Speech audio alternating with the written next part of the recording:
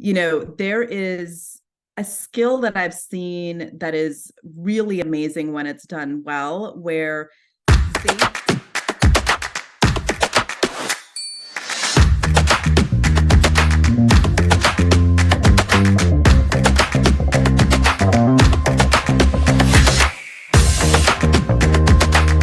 what I need a mediator to do is to help me navigate. Good morning, everyone. Today is October 5th, 2023.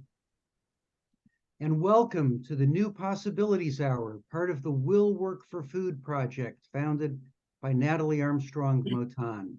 Every Thursday morning, Jean Lawler and I are delighted to host another cutting-edge webinar for mediators, arbitrators, lawyers, and everyone who negotiates.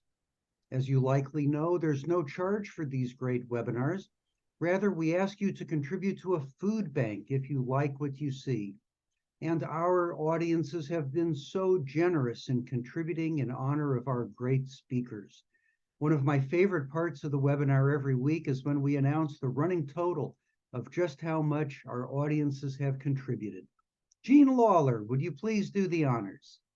Oh, it's my pleasure, especially today. Well, last week we were debating whether we would get over the $450,000 mark. And yes, we have. So of donations that people have told us about having made to food banks in response to these programs, the number as of today is $450,011.53. So you're getting up there, 4.5, 5 million meals. That's just fantastic. So the next goal, and I'm a very goal-oriented person, 500,000, 500,000. I can see it. It's in our sights. So thank you so much for your generosity. And we just keep plugging away. Another great speaker today. So Jeff, back to you. Thank you so much, Jean. And continued thanks to our generous audiences and our great speakers. Today, we have another great speaker to present, Sarita Venkat. Sarita is Vice President and Deputy General Counsel for Global Litigation and Competition at Cisco in Silicon Valley. Sarita is going to present on what she's always wanted to say to mediators. And I'm sure there will be a lot, because throughout her career, Sarita has represented some of the world's largest and most sophisticated technology companies in mediations large and small. She has seen just about every kind of mediator in every kind of case. And guess what, friends? She has formed some opinions. Sarita, we're looking forward to it. Please tell us a little bit about Second Harvest of Silicon Valley, where you would like people to direct their contributions if they're in a position to contribute. And then on with your presentation. Sarita Venkat, the floor is yours. Thank you. You should be a radio announcer, Jeff. That's amazing. Thank you for that introduction.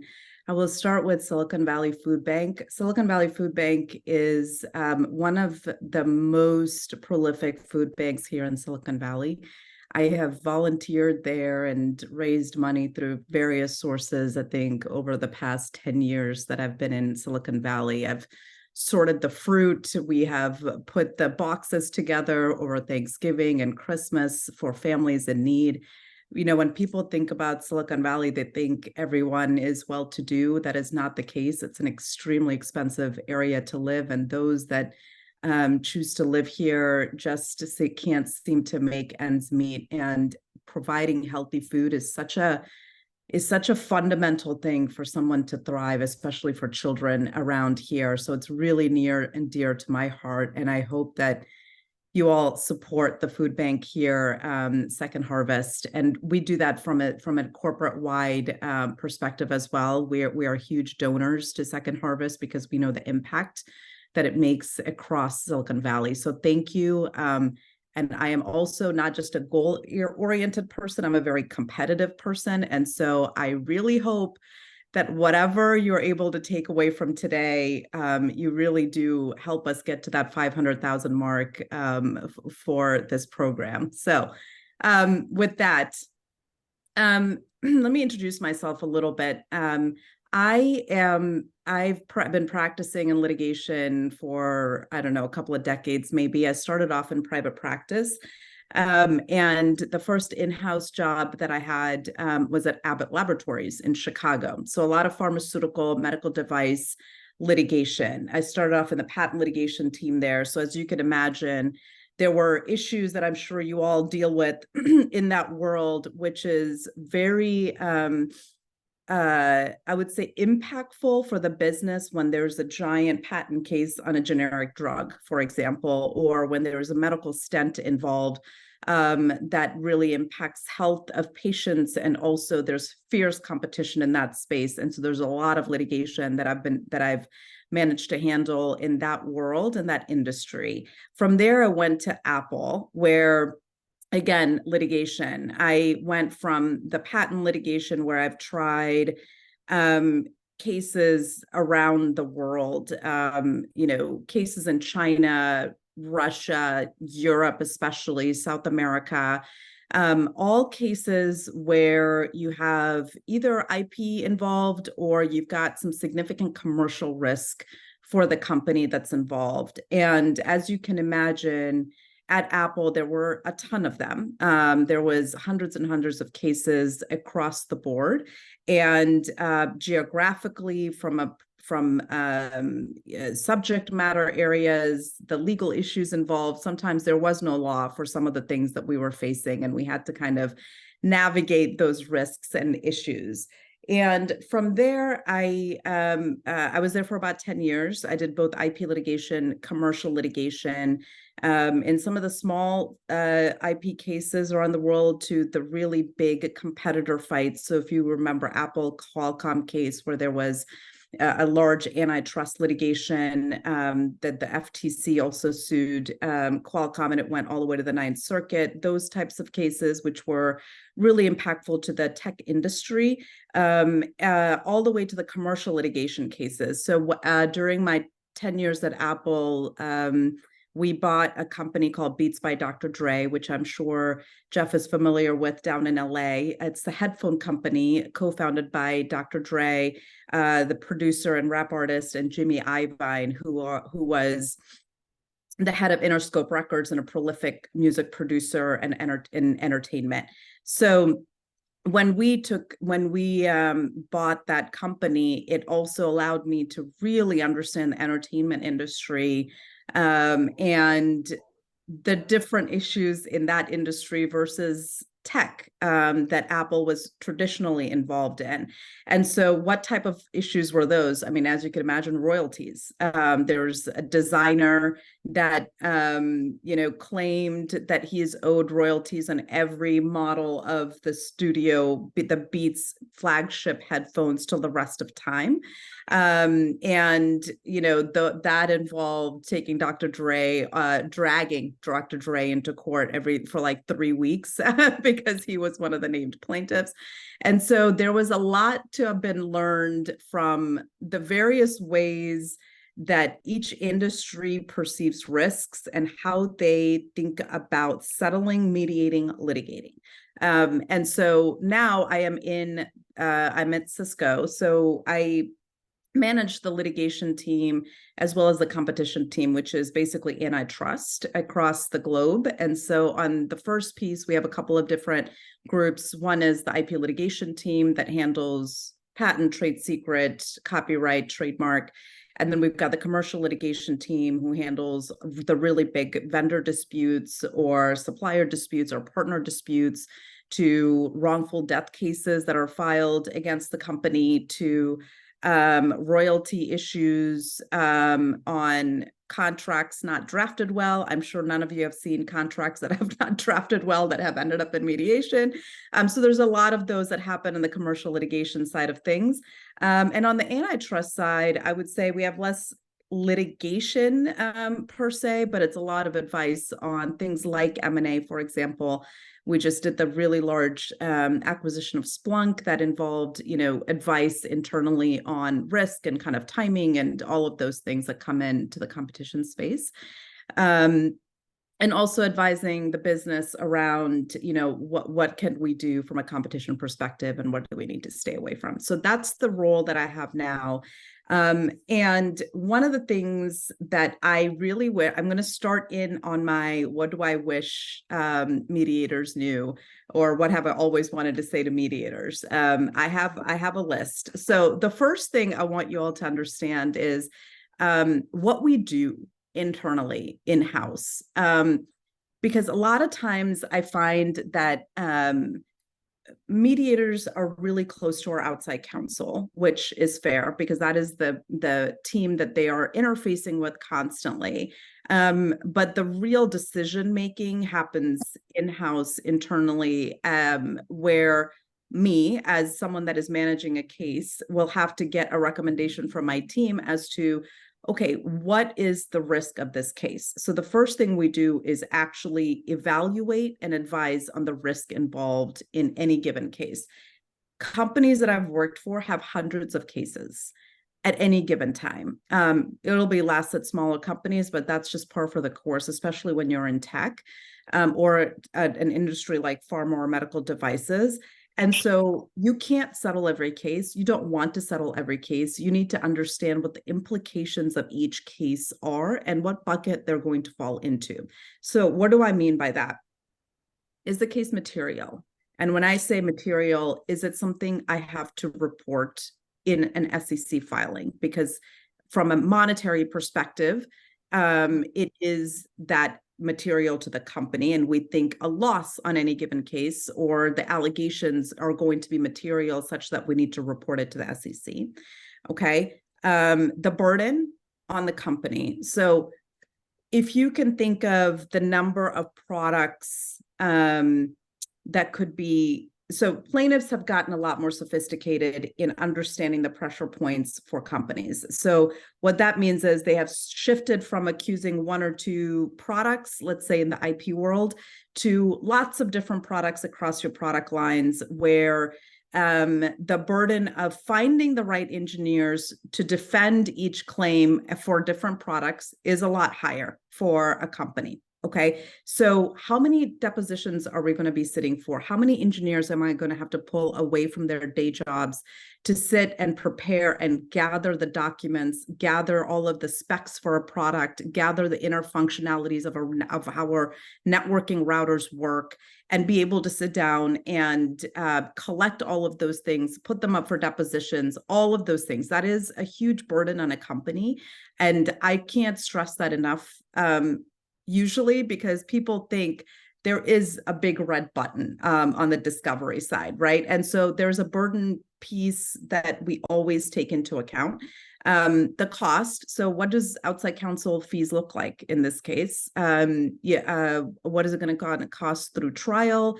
And then reputation. There are some cases that are going to be really, really small in terms of how much money might be involved, but the reputational risk of taking that case to trial and potentially losing could hurt the company's reputation so much overall that it becomes higher on the threshold of this is a high-risk case. So it's not always about just the cost of litigating or the cost of settling. Those are the types of things that we think about.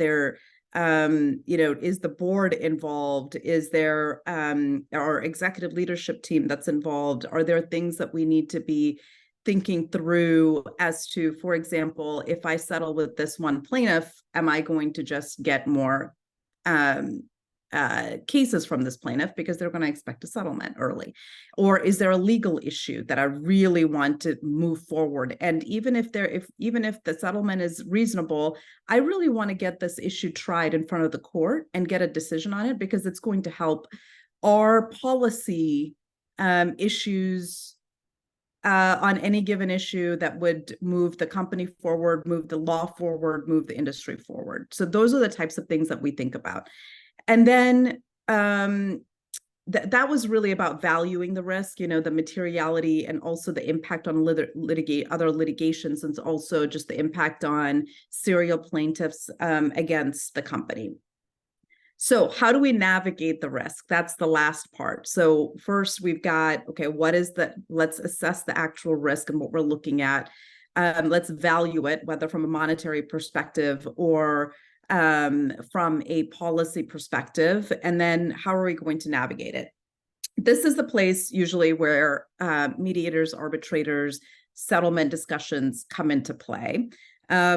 So navigating the risk, I have a high tolerance to for litigation, meaning I have been in lots of courtrooms, have taken a lot of things through a trial, and it's one of those things where you've got to think about really long-term goals for yourself, regardless of what company you're at, because the plaintiff's bar has a good memory, and so they know which companies are willing to litigate, which companies are not willing to litigate, and are okay with smaller settlements. And I should have made this disclaimer at the right up front, but I'm not speaking just on Cisco's behalf on any of these things. I've got so many different experiences in my brain from so many different places, and so that's where my comments are coming from. So when you're thinking about the high materiality cases that I was talking about earlier, whether reputation, cost, or burden,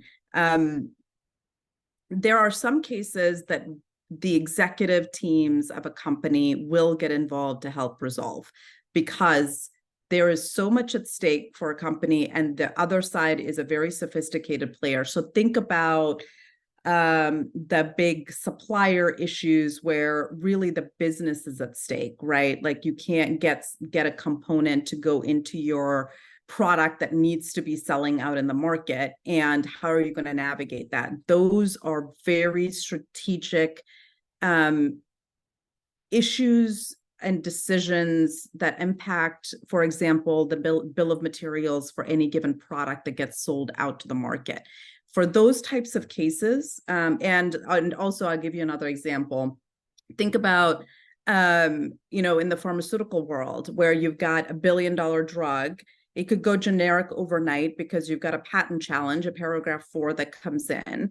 And the second you lose that case or that patent, your $1 billion market goes away overnight. And so those are the types of cases where I work specifically with our executive leadership team to say, listen, this is how we need to resolve it. This is going to be a direct negotiation with the other side, because usually the other side we've already been negotiating with, and there's a relationship there. And we resolve those directly. Those are very complicated agreements. There's usually a lot of different issues involved, both from like a procurement standpoint, from a long-term financial planning standpoint, all of those things that require a lot of in-house business teams, finance teams, procurement teams, all of those types of folks that need to come together and make sure whatever we're signing up for the next 5-10 years is something the business can live with. So that's one big bucket of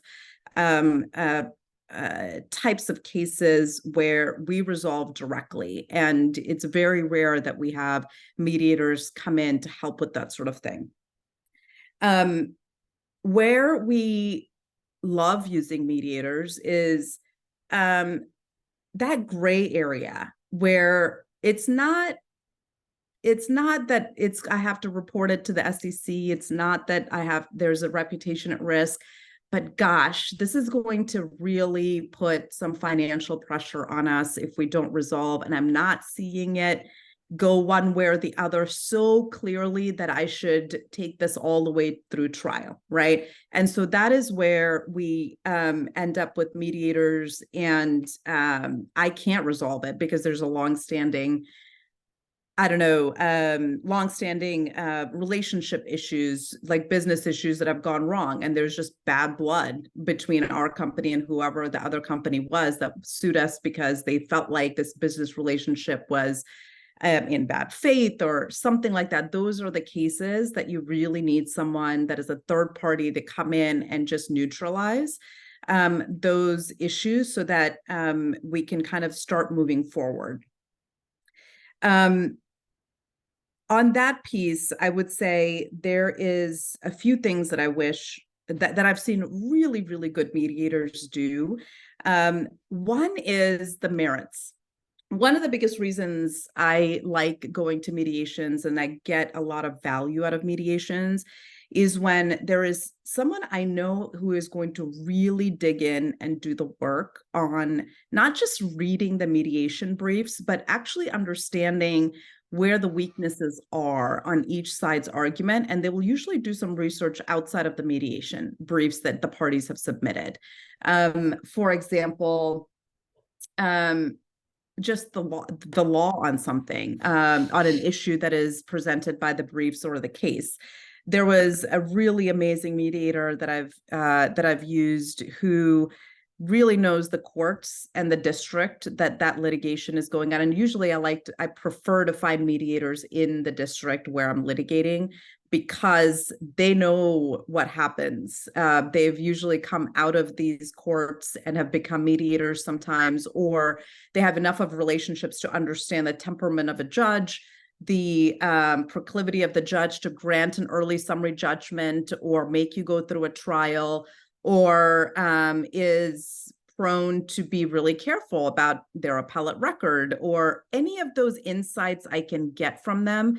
That is the value that I usually derive out of going into mediation. So what I do is look for someone that can really dig into the merits of the case, find the weak spots on both sides. And so some of that will be, hey, I'm not really buying your argument, and I actually think you're going to have a really hard time in front of the jury on this one issue.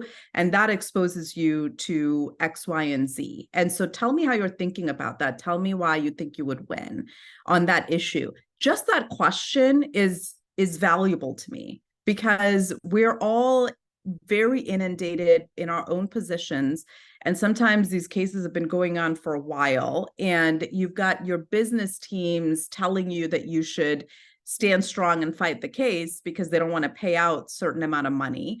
And having that neutral third party come in and say, hey, here's how I'm seeing your case. And it's the first place where I know where a third party, like a jury, how they're going to just react, having heard a case, minus an entire mock jury exercise, right? And so layered on top of that, putting their experience in that district in light really helps out in terms of, hey, great, you've got a great summary judgment motion here, Sarita, but by the way, this judge, doesn't grant summary judgment motions because he's worried about his appellate record. He's going to let this go to trial. So what's your stuff? What's your plan for trial? Are you really prepared to bring all these people to trial? Are you prepared to put this much at risk?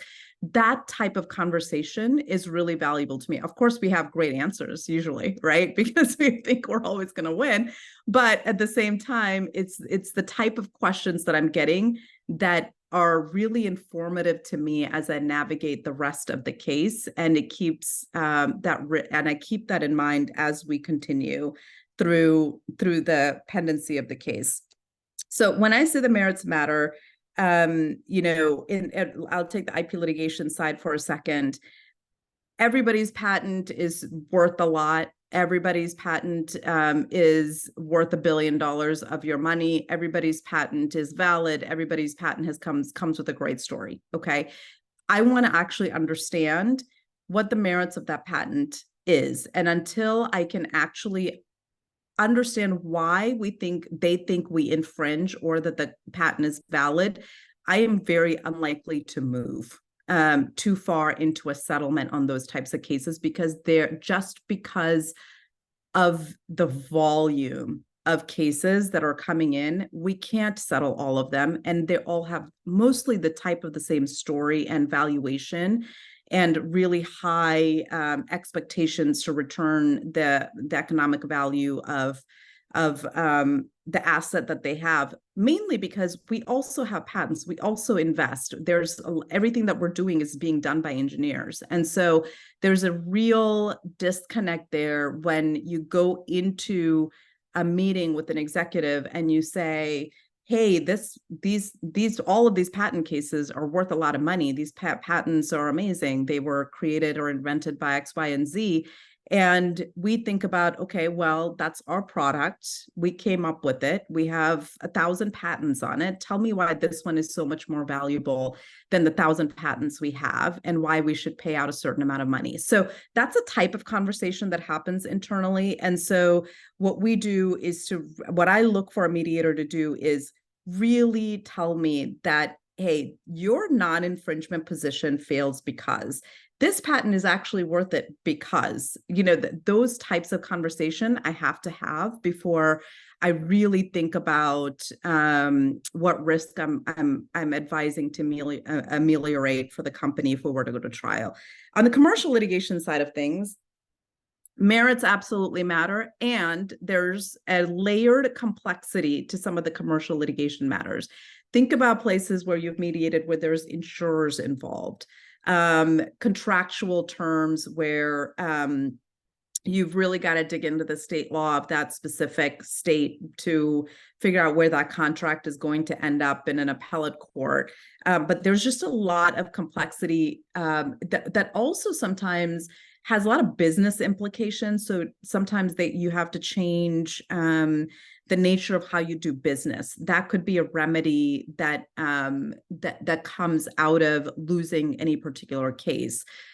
Think about, I was not involved in any of these, but think about the App Store situation for Apple. Like if somebody is accusing the App Store of doing something, or the Amazon ecosystem, the DOJ's recent lawsuit against Amazon, those in-house counsel are fighting, not just fighting the specific legal issues, but they're defending the way the company does business and how they're going to market and how they make money, right? And so in those types of cases, those are all commercial litigation cases. So if you think of that flavor, what I need a mediator to do is to help me navigate the insurance companies, the third parties, the consumer plaintiffs, the plaintiffs bar that has the class actions.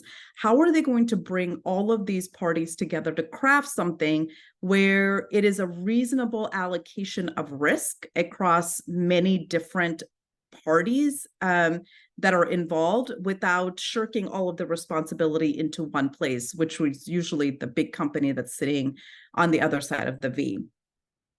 So I would say the merits are the biggest things. And by the way, in advance of this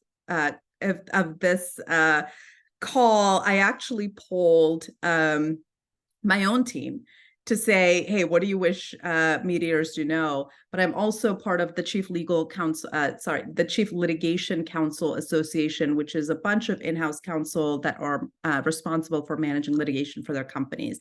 Think about energy companies, tech companies, consumer companies, all of, there's no industry specific bend to that association. They've sent me some, they've also sent their thoughts in. One is, and by far the winner is merits matter. So please dig into the merits. Okay. So I've already touched that. So that's one. They want to know what the bad facts are for me and for the other side. I think I already touched on that as well. Playing to egos turns into something that I was talking about earlier. There are so many personalities we deal with internally, and I am sure you have seen your brunt end of those personalities in these various types of mediations.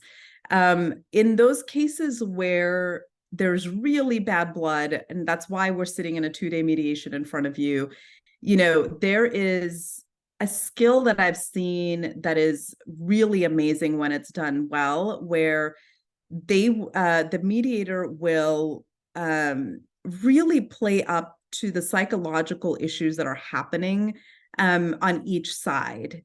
So I will come in and say, I don't have like $100 million. They're crazy. Go tell them that they need to knock it down.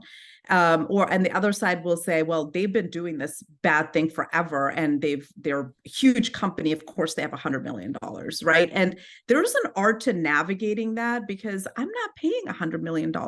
I mean, that's not happening. And so the mediator knows that, and they really delve into, okay, what is beyond them just wanting the $100 million, what's happening there, and what is it that they're really getting at, and and also not saying things to our room that would inflame us, because that's what got us into this litigation in the first place, and withholding some of the things that they've thrown at us in his or her room with the opposing side. I have 3 practical things at the very end. To follow up on that.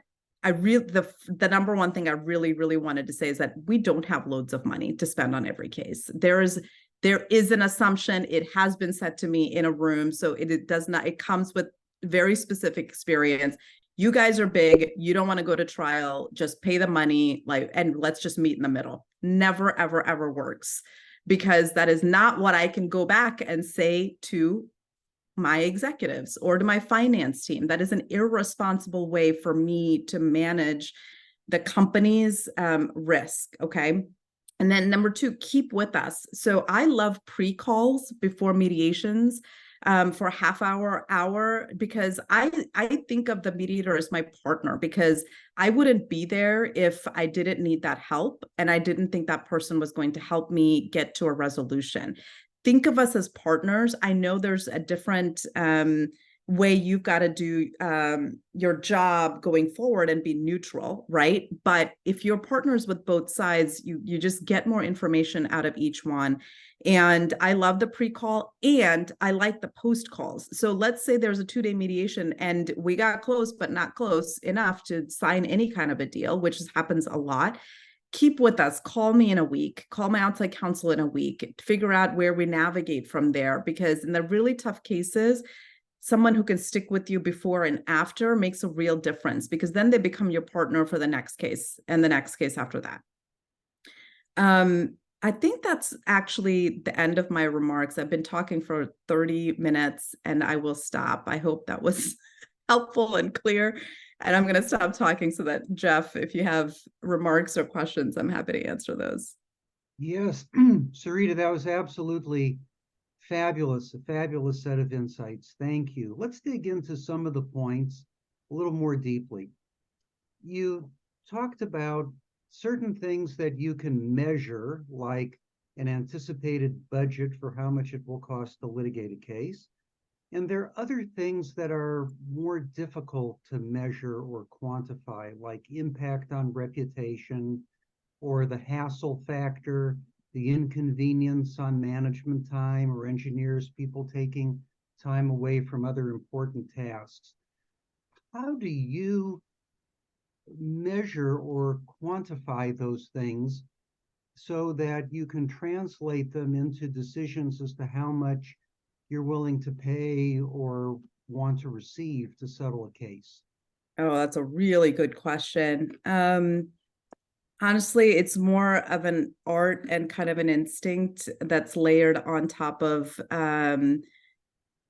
where the settlement demand might be, right? So, I mean, there's going to be it's a balance of, okay, if their hearts are really at X amount, that's just too high for us to be paying out on this type of claim. There's just it just seems extraordinary. And until I can get it down to, okay, this is painful. It's a little painful, but it really is worth getting rid of the XYZ risk on the table, because you have to be able to articulate it.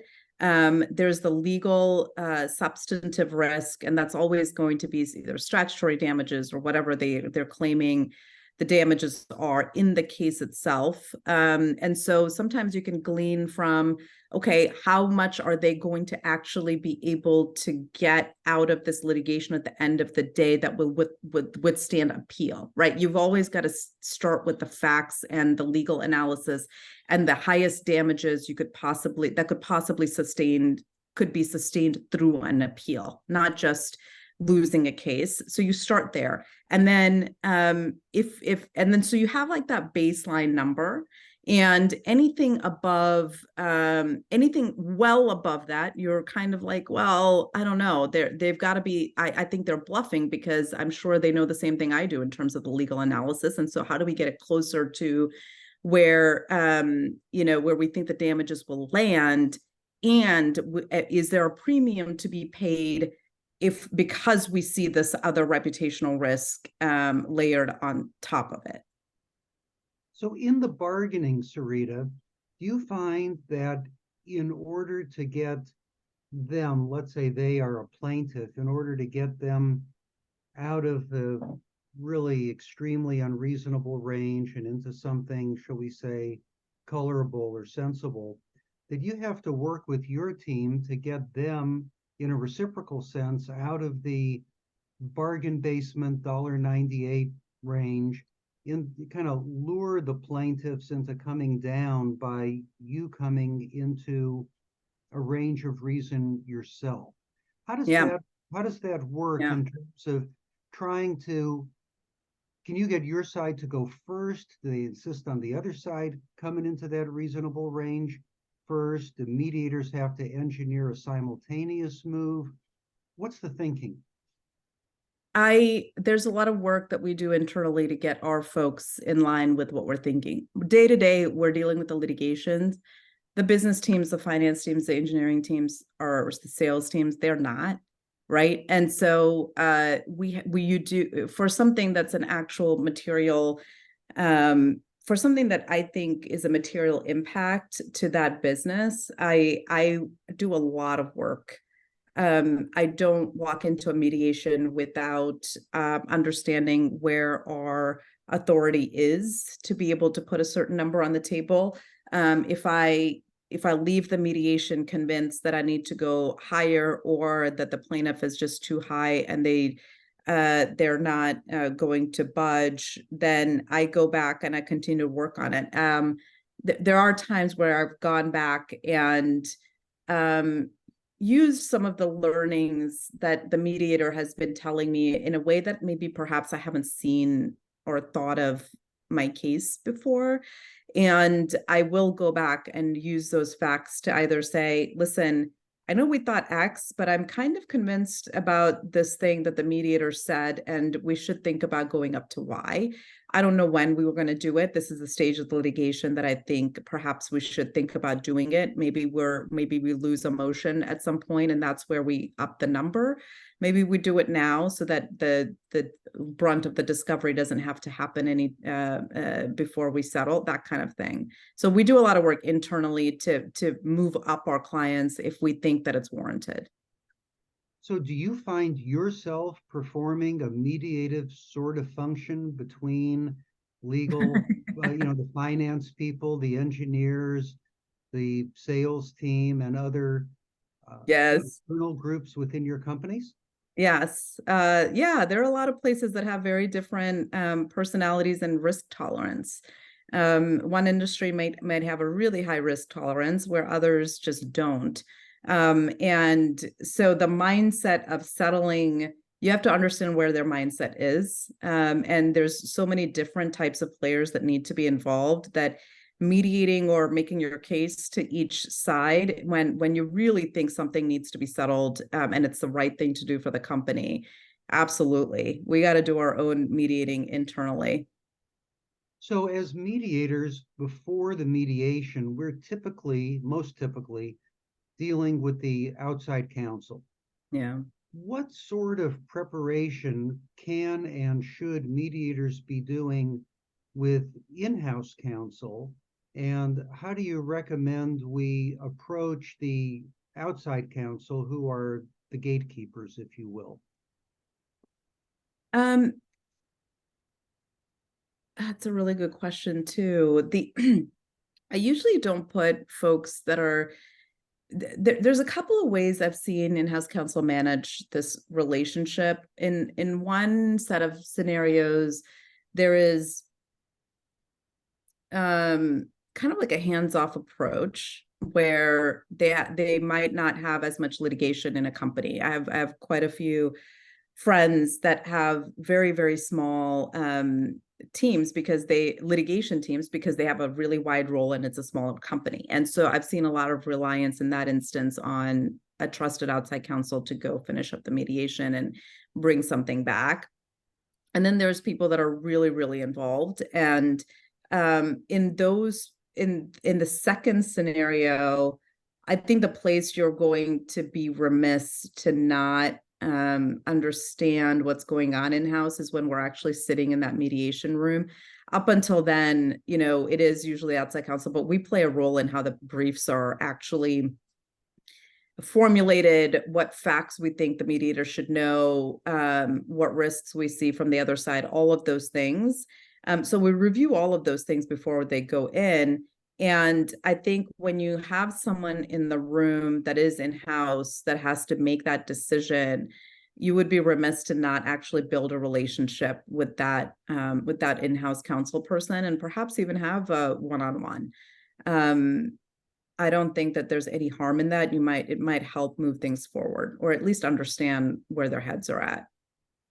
So in terms of understanding where people's heads are at, let's talk about candor with mediators. The exchange of information, you know, mediators come in, we generally don't know anything about the case until we get briefs, which could be a week or two, maybe before the mediation. What are your views on how candid you are with mediators in briefs, in those pre-calls, and also the exchange of information that takes place in the mediation itself through direct communication, or what we sometimes call joint sessions, to make sure that the mediator really is fully educated and can participate intelligently in the conversation the way you say is so important? Let me make sure. I know there's a lot there. So it's really candor, right? I what I got out of that is how candid should people be with each other? You know what frustrates me the most? So I used to do somewhere in between my litigation roles, I spent like 3 to 4 years just doing deal work at Apple. And that, you know, that involved, if some of you are aware of, you know, the IP licensing world, where there's really large IP deals to be had. There's SEP licenses, there's the Fran fights, all of those things. The thing that has always frustrated me, and this is something that ports over to the mediation world. I find that the world of negotiation is really built on actually playing the game for a certain amount of hours before people feel like they can really give their last and final. I am very unprepared for that type of a world always, because I am extremely direct and I mean what I say, and I don't wait till the end of the day to say it. When there's a lot of times my outside counsel will say, you don't want to say that until the end of the day, Sarita, because then the mediator is going to think your number is extremely high. And I'm like, oh my God, I can't sit here and just not be direct. I might as well just sit here and shut up, because I don't know any other way to be. But people don't believe me. People, honestly, I mean, unless they've worked with me for years and years, the opposing side always thinks it's a game, always thinks it's some sort of advocacy to get to some unknown state or some clever state that I've thought of that was going to land me at the end of the day. So I really don't know how to answer your question, because I feel like most people have that instinct to not be candid and to withhold certain information at certain points in the mediation day. And I really value people that actually understand that I'm not saying things because of to maneuver to some end game. If I say I don't have any more money, I don't have any more money, and I'm going to pack up and go. And they're surprised at the end of the day that I'm packing up and going, because they didn't believe me when I said it 6 hours ago. Right. And so I don't know if that answers your question, but it's such a long, it's such a frustrating experience for someone like me, who is not great at navigating things for 8 hours without just saying what I want and where I want this to end up in a way that's believable, I suppose. Well, I can understand your frustration, because in the culture of these things, if somebody does say relatively early in a mediation process, my top dollar or bottom line is X, Y, or Z, the folks hearing that often think it's a bluff. Yeah, And I agree. it can take several hours of people trying to hammer away at it before they really come to believe it. And many times the person who has stated a number early in the day, a lot of times it is a bluff. Mhm. And there is room. So Yeah. I can understand that. Well, And let's the talk and about, like the go ahead. outside counsel relationship really comes into play there, because if I've used that outside counsel and they have a relationship with this mediator, because they help us, they play a role in helping us pick the right mediator for the right case. And if that's outside counsel that I've used for a long time and knows me pretty well, they do that level setting of expectations with the mediator for me. And that is something that I really value and is something that I look for a lot, because that outside counsel telling the mediator that outside counsel is in front of this mediator way more than I am, right? They're in multiple cases, they have that relationship. And I put it upon them to say, you know where my bottom line is. Please just impress upon the mediator that this is how I am as a personality, and this is what to expect from me. And so that they understand, and then they can take it for what it's worth. They can assume that I'm bluffing, or they can listen to my outside counsel to say, no, this is like a different game here that needs to be played out. And this happened to me recently, where what the mediator actually, I had that exact thing play out in my out, and I said, hey, go tell the mediator that I'm not changing I'm about to go work on my other cases in the other room, because I've already, like, now it's up to him to get to play the other side to get to the final number, if that's how they want to play it for like the next 8 hours. And it worked, because he came back and he said, Sarita, this is not the number you want to put on the table right now. Let's get this done towards 5 p.m. because the other side needs to feel like they're making progress, or whatever it is. Let's follow up on the comment about the collaboration between inside and outside counsel in the selection of mediators. There's several questions in the chat about the selection of mediators. One general question is, where do you go to find mediators with the qualities you need? Another question is, do you have to be a lawyer? Do you have to be a former judge? Are there any preconditions in terms of the last job a mediator had? I found it helpful somewhat, where the mediator was a judge in the district that I'm fighting the case in, because there's a lot of insight there, and I believe them when they say, you're not going to get this result out of this court because, or you are going to get something because, things that I wouldn't know, because it has nothing to do with the substantive law. I do think it helps to, I don't think I've ever had a mediator come across who was not a lawyer. I'm trying to think. I don't think I've come across non-lawyer mediators, so I can't really answer that question. I would say former judges, there's a reason they're popular, but I think anyone that can really just, again, dig in and use their skill set, the soft skills, to drive to a resolution, and you have a reputation for that. I don't necessarily not pick someone just because they don't happen to be a former judge. So in terms of talking about what the mediator's skills really are, the soft skills, can you articulate any more clearly what are the important skills for a mediator to have, and how do you measure them or find out whether the mediator, what questions do you ask in your due diligence about whether the mediator might be the right one for a particular case? Yeah, I want to understand their style, and whether they're the type of mediator that's going to end the day with just focusing on getting to the midpoint of two numbers, or that's number two. And number three is someone that's actually available and willing to stick with you for a period of time, and is really proactive in in continuing to help resolve a case. You know, the word compromise oftentimes seems to be a dirty word in mediation because in people's minds, it's coupled with the word unprincipled. The settlements really need to be tethered to reality, and there really needs to be some principle behind paying more, taking less, don't you think? Yes. Yes, absolutely.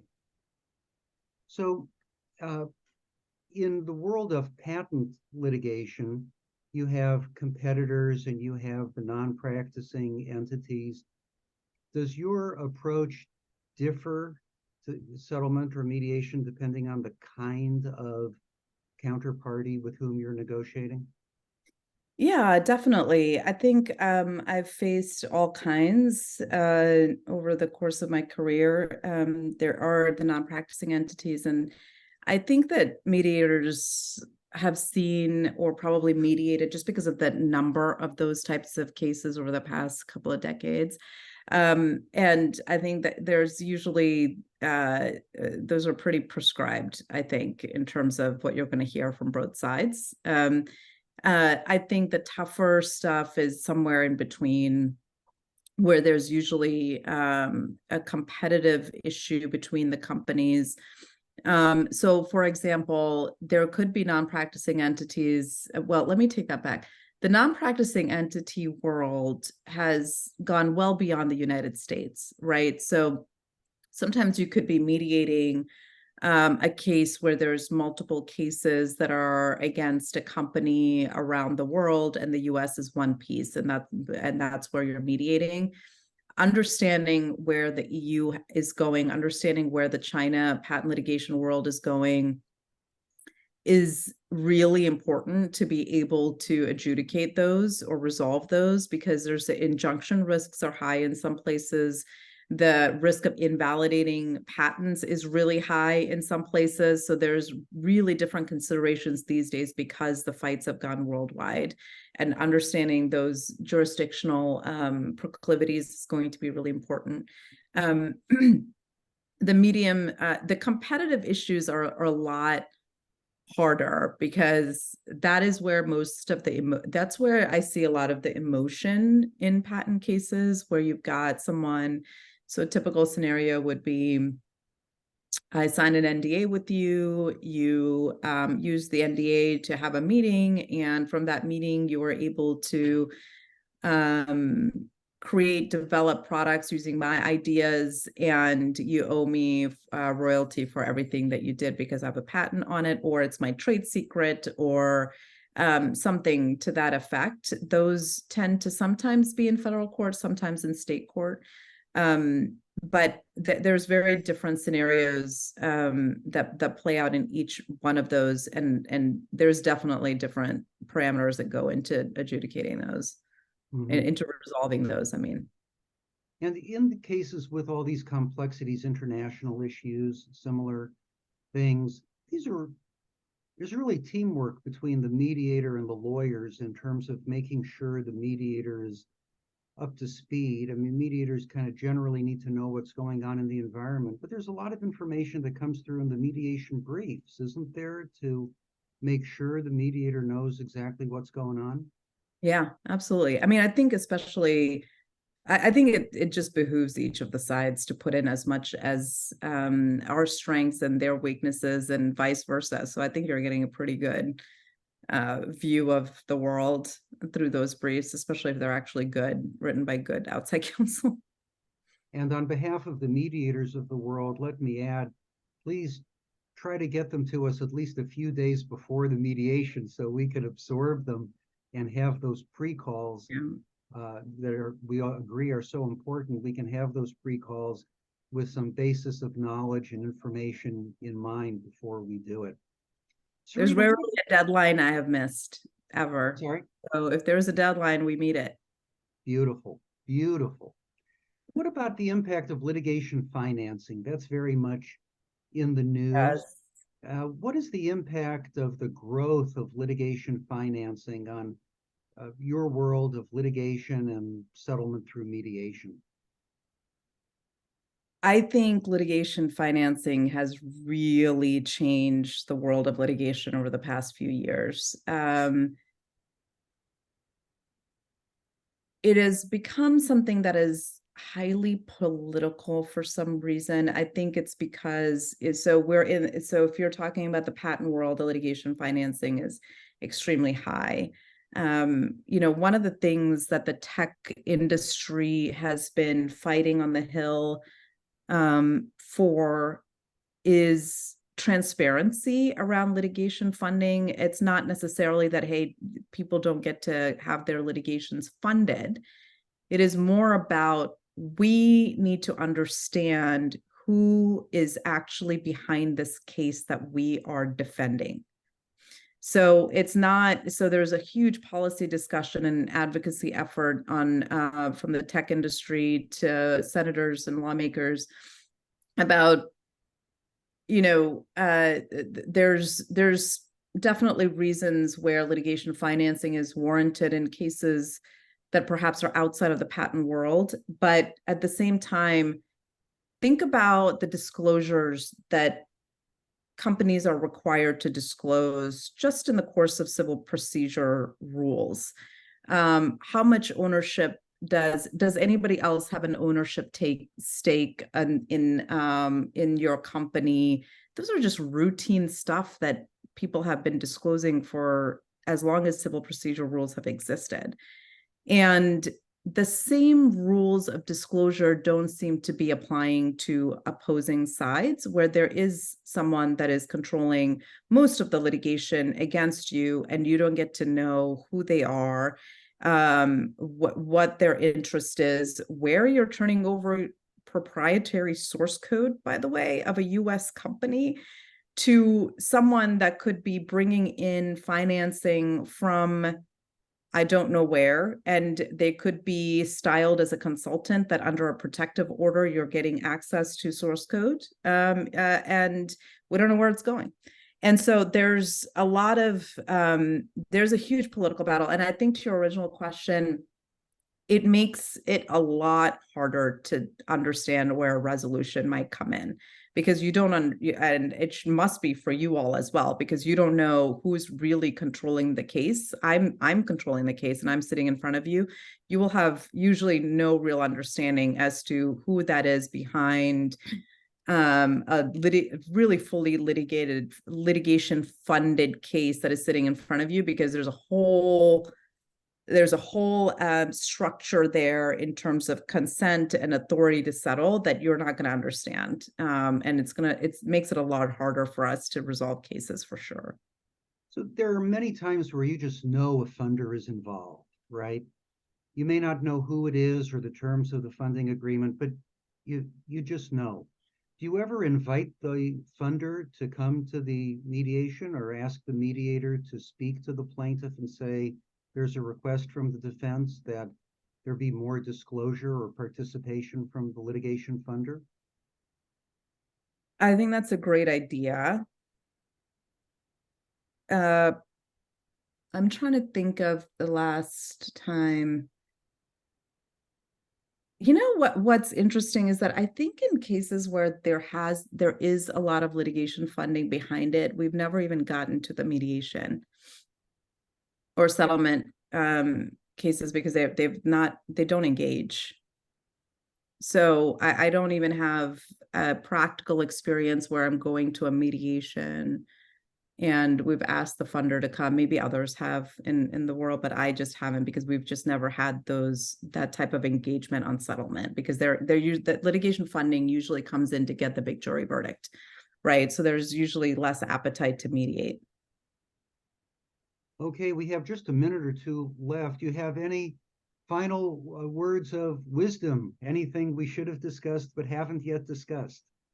Nope. I think that I've talked a lot. And I hope it was helpful. I hope you help us help our clients and help ourselves resolve cases. I have really, really a lot of respect for what mediators do on a day-to-day basis. So thank you for all that you do to help us resolve these cases and keep my reputation intact and keep my job as in-house counsel. So thank you. Thank you so much, Sarita. You're so correct that there's a lot of teamwork and a lot of collaboration that goes into a successful mediation. It involves all the participants, the mediator, and all the sides. Certainly, there are competitive aspects to it, and there are collaborative and teamwork aspects to it as well. Sarita Venkat, thank you so much for your candor, your thoughtfulness, your practical orientation toward things. So helpful to everyone who will be watching this video either live or when we put the recording up on the internet. I hope Awesome. that, And please donate 500,000, yes, 500,000. I was just about to say, please, if you're in a position to contribute to Second Harvest of Silicon Valley, their website is www.shfb.org.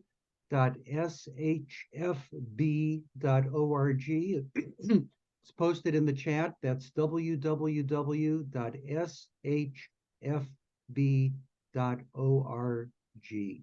Terrific hour. Sarita Venkat, thank you so much.